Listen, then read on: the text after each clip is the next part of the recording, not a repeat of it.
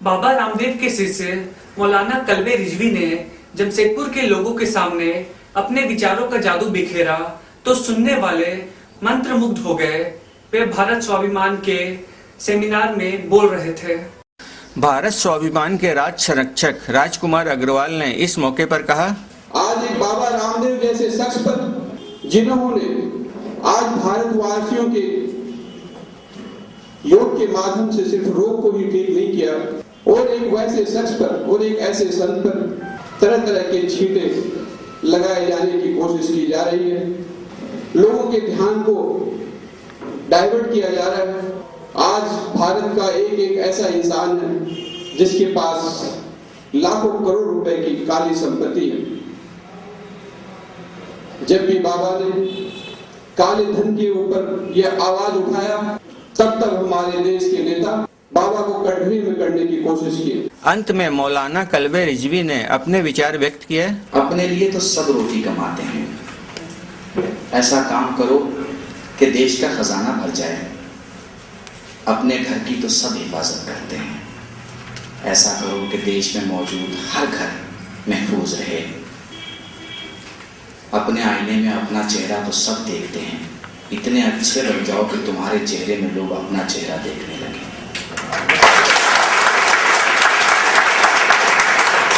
कौन आ गया किसने लूट लिया, कौन आया किसने बर्बाद कर दिया, ये बातें तो मैं करूंगा, लेकिन मैं भारत स्वाभिमान के सारे जवानों से जो आपस में मिलकर मोहब्बत का प्रतीक बनते हैं, उन्हें एक सीख दे के आगे बढ़ना चाहूंगा। मोहब्बतों में दिखावे की दोस्ती ना मिला, अगर गले नहीं मिलता तो हाथ भी ना मिला।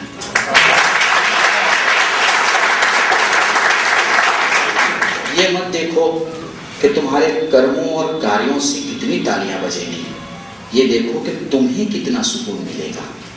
जिन लोगों को अपने अच्छे कामों से खुद सुकून नहीं मिलता, कहीं ना कहीं उनके अच्छाई पे सवाल खड़ा हो जाता है। दोस्तों, मुल्क के खातिर तुम्हें चलना होगा, चाहे वो हिंदू हो, मुसलमान हो, सिख हो, ईसाई हो, यहूदी हो, किसी भी मुल्क का हो, कहीं का रहने वाला हो, उसके बाप दादा परदादा कहीं के रहने वाले हैं, लेकिन भारत के कानून के अनुसार अगर वो भारतीय है तो उसके लिए कल्बे रुशैद का कहना है कि दोस्तों, मुल्क की खातिर तुम्हें चलना होगा और घबराओ मत। अंधेरे हों, परेशानियां हों, नेताओं की टिप्पणियां हों, कैमरों में बयानबाजियां हों, तस्वीरों में लोगों के गुस्से की ज्वालानियां हों, फर्क नहीं पड़ता। दोस्तों, मुल्क की खातिर तुम्हें चलना होगा, रात को चीर के सूरज को निकलना होगा।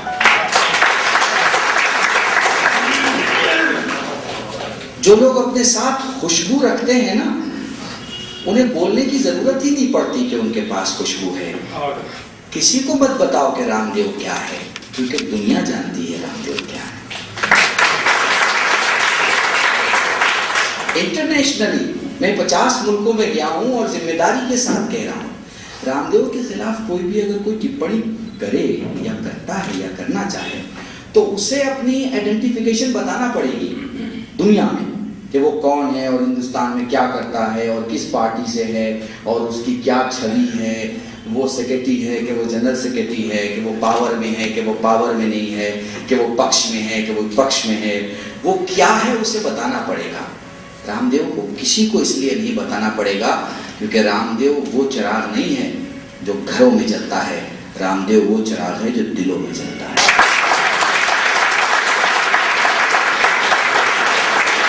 घरों के चिराग तेल के खत्म हो जाने से बुझ जाते हैं, या दिन के निकलने से घर वाला भी बुझा देता है।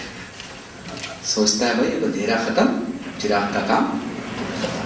लेकिन जो चिराग दिल में जलता है ना, उसे सांसों की हवाएं बुझाती नहीं, बल्कि वो चिराग सांसों को जिलाता रहता है और सांसों को जिंदा रखता है। हम सबको साथ मिलके एक ऐसे मिशन की तरफ बढ़ना है जिस मिशन में ना कोई लोभ है ना कोई लालच है। मेरे मीडिया के सारे भाई बड़ी इज्जत-माब शख्सियतें हैं, मैं सबकी इज्जत और सबका एहतराम करता हूँ, और मैं उनका इस हद तक एहतराम करता हूँ कि कल ये कुछ ना भी लिखें तो मुझे कोई तकलीफ नहीं होगी।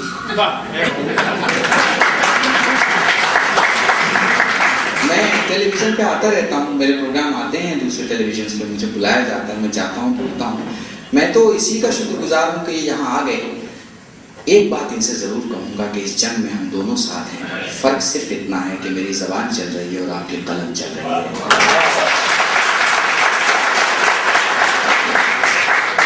सज़ा दे दो, किसी को भी सज़ा देनी है। मेरा तो बस इतना कहना है कि जिसे सज़ा देने जा रहे हो वो गुनहगार होना चाहिए।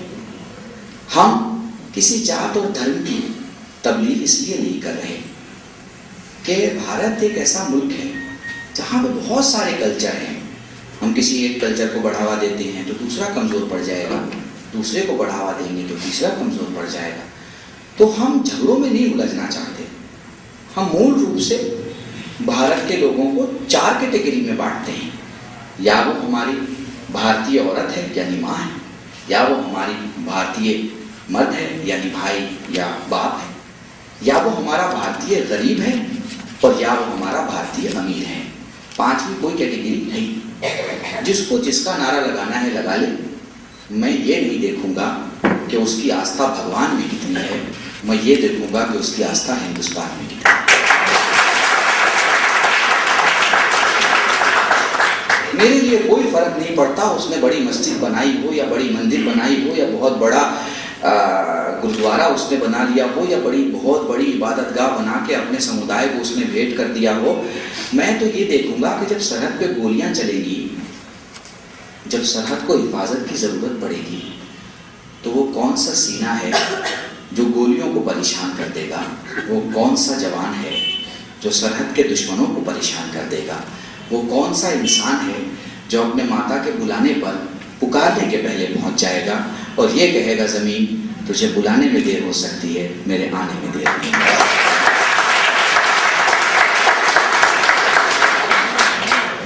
अच्छी बातें कहाँ नहीं होती, हर जगह होती हैं।